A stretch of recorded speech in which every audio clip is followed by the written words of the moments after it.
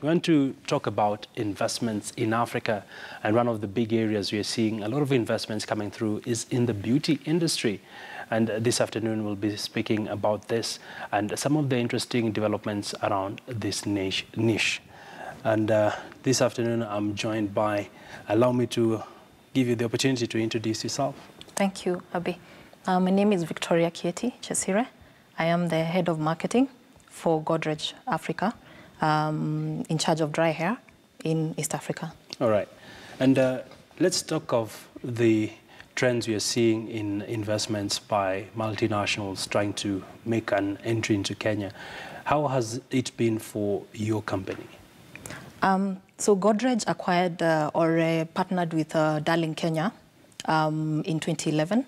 And when they came into the business, the main objective was basically to expand their portfolio into Africa and their footprint into Africa. Mm-hmm. So at Godrej, we operate under the 3x3 strategy, which is we are in 3 main regions, which is Africa, Asia, and Latin America. So for the company to be able to expand into Africa, they were looking for what is this business that we could go into? Because the other 3, I said 3x3, the other 3 is to go into home care, personal care, and hair care. All right. So hair care was the biggest opportunity in Africa. Mm-hmm. And we know that beauty and fashion is very big in Africa. Mm-hmm. So this is how they came in and partnered with Darling Africa. All right. And talk to us about the beauty industry is estimated to be worth in the range of 25 billion shillings. And have you been seeing growth in this industry, and what has been driving the growth? So 25 billion is actually just hair care alone. The industry is really big, and it's been growing year on year.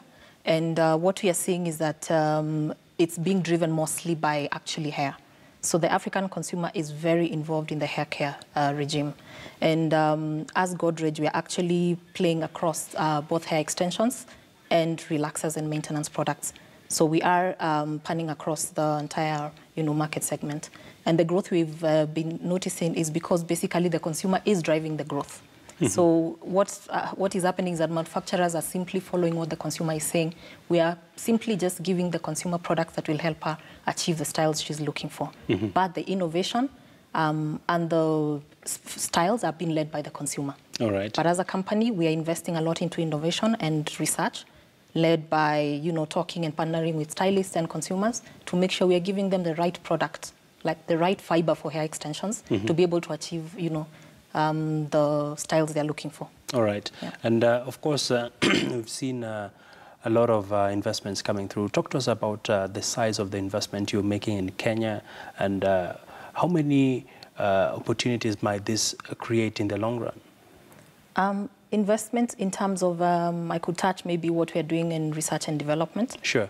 So we are investing in Kenya alone about $500,000 on research only, just to make sure that we are giving the consumer what the consumer is looking for.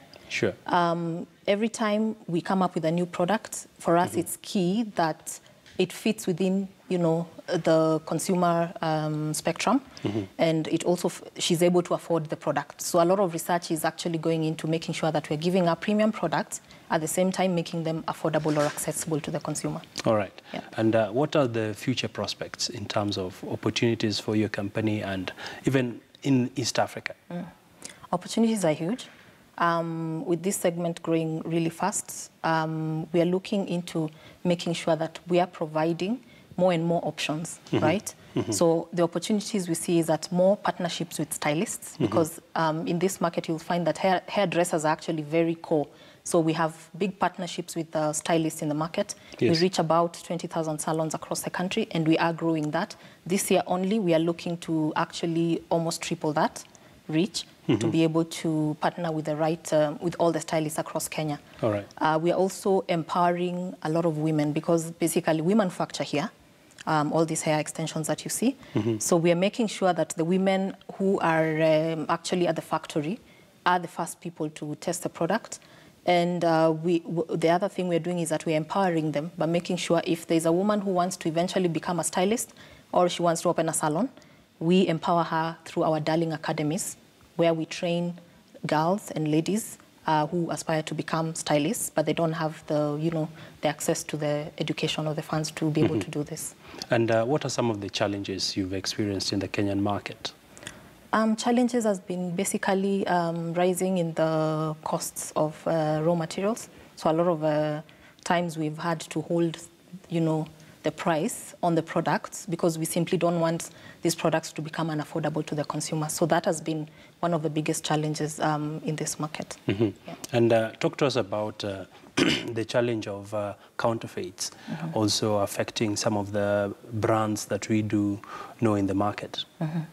So counterfeits will always exist. We know that as long as there's strong brands that are driving the category, and Darling is a very strong brand. So we see in the markets that counterfeits are coming in. And what we are doing is that we are building better partnerships with the government and the right bodies to be able to make sure that we make sure that this doesn't, go into the market.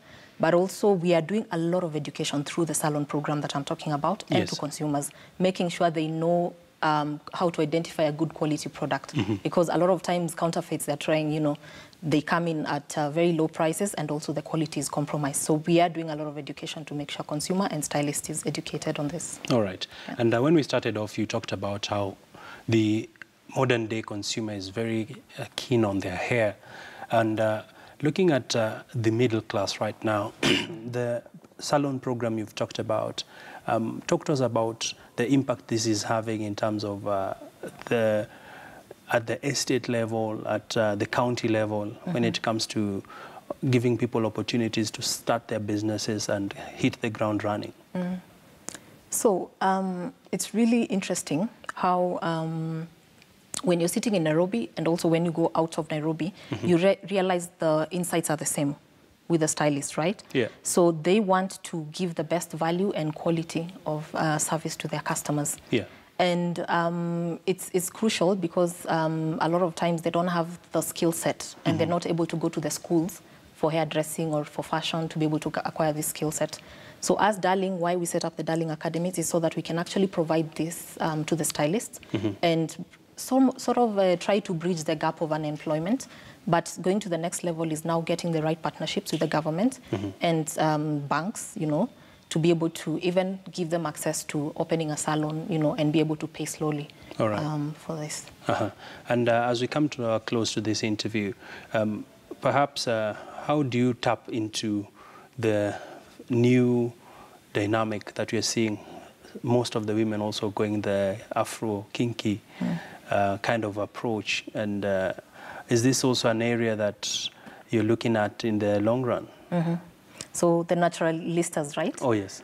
So we are playing in the entire hair category, right? And naturalistas for us is a huge opportunity because for you to be able to maintain natural hair, you need to really have the right maintenance products. Yeah. And we are also, in that industry of making sure that we're giving the right maintenance products. So for us, it's a win-win. And we are seeing us able to empower the consumer with better products every day. So wherever the consumer goes, again, I said the consumer is leading us into where to innovate, right? So wherever the consumer goes, where the trend goes, that's where we go. Okay. So looking at how can we help her maintain manage our hair every day better, because African hair is kinky and nappy, so it could be hard to maintain without the right products. And also, even if you have natural hair, you still at some point need to, maybe when it's rainy, you need to, cover your hair. So you would either use a braid or use a weave to make sure that your hair is protected during the harsh weather times. So what's your parting shot really, and what do you see in the future of the hair industry? The future in the hair industry is phenomenal. I mean, it's amazing. It's a fun side to be on in terms of a business. Its fashion has a lot of opportunity in Kenya. And as Darling, actually, we want to be at the forefront in driving the agenda of fashion and beauty and empowering, everybody in this sector to be able to appreciate and also to commercialize the sector so that, the industry is empowering people and helping provide more jobs. Also, at the same time, we want to make sure that we are playing right and we are giving consumers the right products to be able to achieve the right fashion and beauty aspirations they have. Good place to end it. Many thanks for joining us. Thank you so much. We appreciate you coming. and great insights there about the hair industry in Kenya and in the region. A lot of insights in relation to where investments could be headed. Well, we want to take a quick commercial break. When we come back, I'll be speaking matters entrepreneurship 101 when it comes to how do you lock in the market. I'll be having Jeff Njao with us in a short while.